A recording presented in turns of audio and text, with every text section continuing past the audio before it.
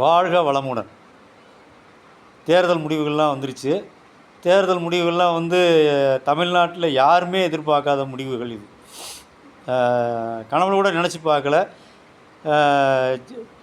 அதிக சீட்டு வாங்கின அவரே நினச்சி பார்த்துருக்க மாட்டார். நமக்கு ஒரு 10, 13 சீட்டு வரும் அப்படிங்கிற ஒரு கணக்கில் தான் இருந்திருப்பார்.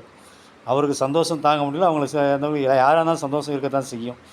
யாரை கேட்டாலும் எதிர்பார்க்காத முடிவுன்னு அவருக்காக வந்து ப்ளைனில் வந்தேங்கிறாங்க, ராக்கெட்டில் வந்தேங்கிறாங்க, ட்ரெயினில் வந்தேங்கிறாங்க. எதில் வேணாலும் வரட்டும், இல்லைன்னு சொல்ல வரல.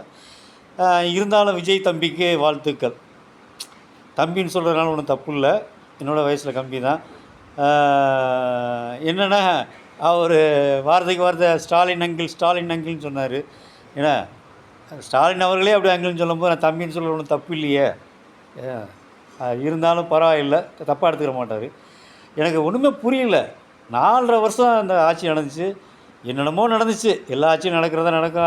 எதிர்க்கட்சி சொல்லுவாங்க, வைப்பாங்க, எல்லாம் பண்ணுவாங்க. 4.5 வருஷமாக எந்த விஷயத்தை பற்றியுமே வாயை திறக்காதவர். திருப்பூர்ன்ற பிரச்சனை, சில இடத்துல பாலியல் வன்கொடுமை, என்னென்னமோ நடந்துச்சு.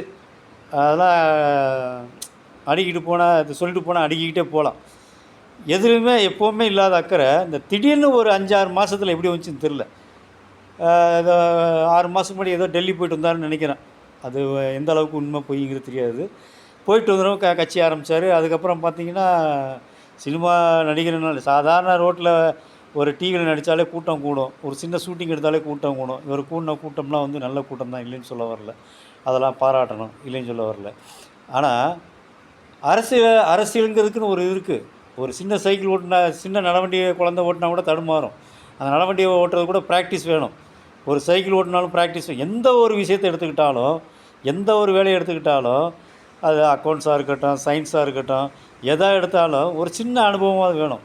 எனக்கு தெரிஞ்சு அரசியலில் வந்து இவர் எங்கேயுமே பேசி நான் பார்த்ததில்ல, எதிர்ப்பு தெரிவித்து நான் பார்த்ததில்ல. இது ஒரு 6 மாதமாக பார்த்தா எனக்கும் டிஎம்கேக்கும் தான் போட்டி, ஸ்டாலின் அங்கிள் உங்களுக்கு எனக்கும் தான் போட்டி, அதுக்கப்புறம் தான் பிஜேபி, அதுக்கப்புறம் தான் காங்கிரஸ், அது எல்லாமே சொல்லிக்கிட்டு இருந்தார்.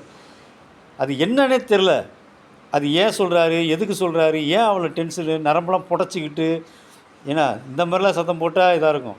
ஒவ்வொருத்தவங்களும் வந்து நான் அதை பண்ணுறேன், எந்த கட்சியாக இருந்தாலும் நான் அதை பண்ணுறேன், இதை பண்ணுறேன்னு ஒரு வார்த்தை சொல்லுவாங்க, ஏதாவது கொள்கைகள் சொல்லுவாங்க. இவர் என்ன கொள்கைகள் இருந்துச்சுங்கிறதே தெரியல. நானும் நிறைய பேரை கேட்டு பார்த்தேன், எந்த கொள்கையுமே சொல்லலை. அதுக்கப்புறம் தான் கடைசியாக சொன்னார், அதை பண்ணுறேன், இதை பண்ணுறேங்கிறத சொன்னார். ஆனால் ஒன்று எல்லோரும் சொன்னதை விட ஒன்று சொன்னார், சூப்பராக சொன்னார், அருமையாக சொன்னார். எனக்கு இந்த ஒரு தடவை மட்டும் ஒரு சான்ஸ் கொடுத்து பாருங்கள், அதுக்கப்புறம் ஏன்னா சாரி எனக்கு இந்த தடவை நான் சொல்கிறத நீங்கள் ஒரு தடவை கேளுங்க, இந்த ஒரு தடவை நான் சொல்கிறத நீங்கள் கேளுங்க, அதுக்கப்புறம் 5 வருஷம் நீங்கள் சொல்கிறத நான் கேட்குறேன் அப்படின்னாரு. அப்படி இவங்க என்னத்தை எவ்வளோ கட்சிகள் வந்துச்சு, மக்கள் என்னென்னமோ சொன்னாங்க, என்னென்னமோ நடந்துக்கிட்டு இருந்துச்சு. அதெல்லாம் ஒரு இது. இவர் 5 வருஷம் நாங்கள் மக்கள் சொல்கிறத கேட்குறேன்னு சொல்லி சொல்கிறாரு. ஒரு நல்ல விஷயந்தான், பாராட்டுக்குரிய விஷயந்தான். அப்படி என்ன மக்கள் என்ன சொல்ல போகிறாங்கன்னு தெரில, என்ன செய்ய போகிறாங்கன்னு தெரில, இவர் எப்படி ஆட்சி அமைக்க போகிறான்னு தெரில. இன்னும் ஒரு 10 சீட்டு வாங்கணும். ஆனால் இன்னொன்று என்ன சொன்னார்னா, எல்லாட்டையும் காசை வாங்கிங்க, ஆனால் காசு வாங்காமல் என்கிட்ட ஓட்டு போடுங்க அப்படின்னாரு. சரி, ரைட், அதையும் ஒத்துக்கலாம். ஆனால் இந்த 10 சீட்டு எப்படி வாங்க போகிறாருங்கிறது தான் மர்மமாக இருக்குது.